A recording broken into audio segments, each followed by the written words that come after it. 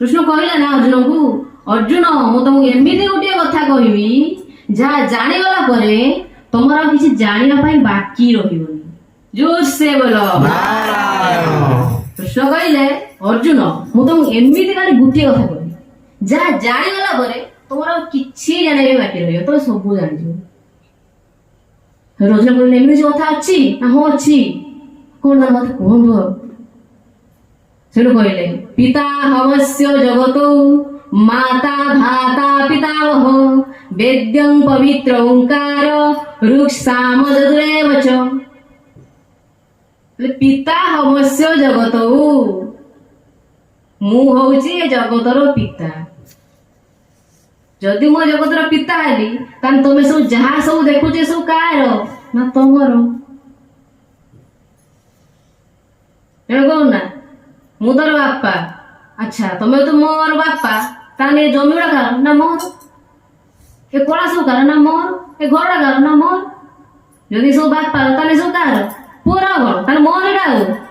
ठीक से भला जेतले कहि देले कृष्ण कोन पिता हमस्य जगतो, से अर्जुन बुझिला अच्छा तमे ताने जगतर पिता, ताने तमे जदि पिता ताने सब सचराचर जगतरे जहा सब ताने सब तमर। हां सब मोर। अर्जुन ताले एबे कहा भजन करियो ना तुमको।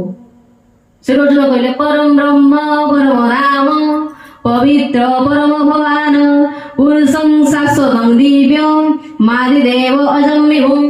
तो जानिबनी तुमे हो परम ब्रह्म, तुमे परम धाम, तुमे पवित्र, तुमे परम भगवान पुरुषं शाश्वतं दिव्य मादिदेव अजं विभुं।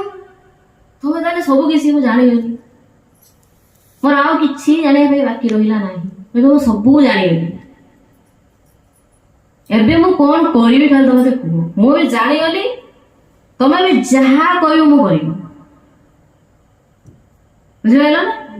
तो आम सत्संग रक्षण कौन हो कि आम खाली जानी जा वास्तव में सत्यरा कौन जानीगला कौन अच्छी प्रेम से बोलो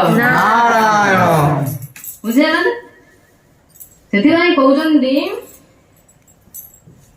कृष्ण ज्ञान नाही मात्र पशुर शरीरे मनुष्य ना भजे कृष्ण पशु बोली तारे।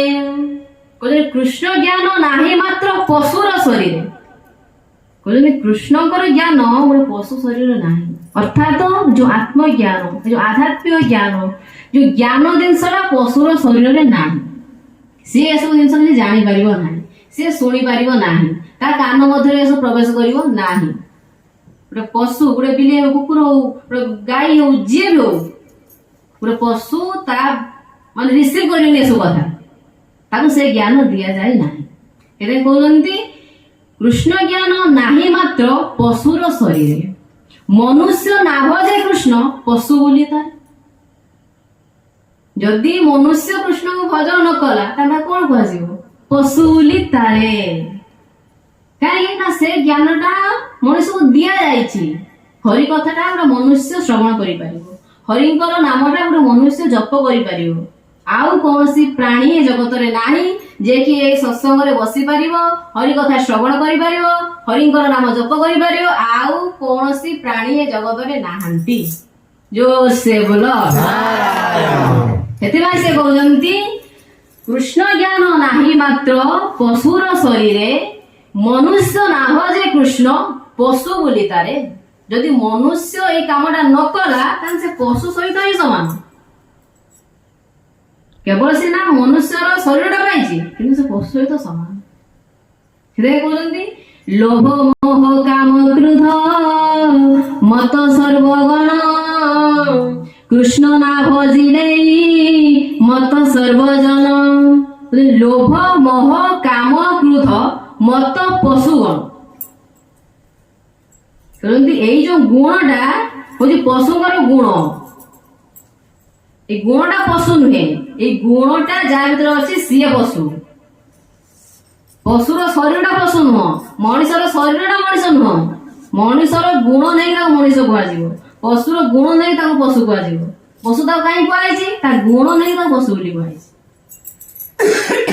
सत्संग बोली कहीं कहुची सत्संग गुण भीतर थी सत्संग बोली कहुची। ଗୋଟେ ଯାତ୍ରା କାହିଁ କୁହ ଯାତ୍ରାର ଗୁଣ ସବୁ ରହିଥାଏ ତାକୁ ଯାତ୍ରା କୁହାହଉଛି ସବୁ ଜିନିଷ ତା ଗୁଣକୁ ନେଇକି ତାର ନାମ ଦିଆଯାଇଛି ଠିକ ସେମିତି ସେ କହୁଛନ୍ତି ଏଇ ଯୋଉ ଲୋଭ ମୋହ କାମ କ୍ରୋଧ ଏଇଟା ଏଇ ସବୁ ଗୁଣ କାହାର ପଶୁର ଗୁଣ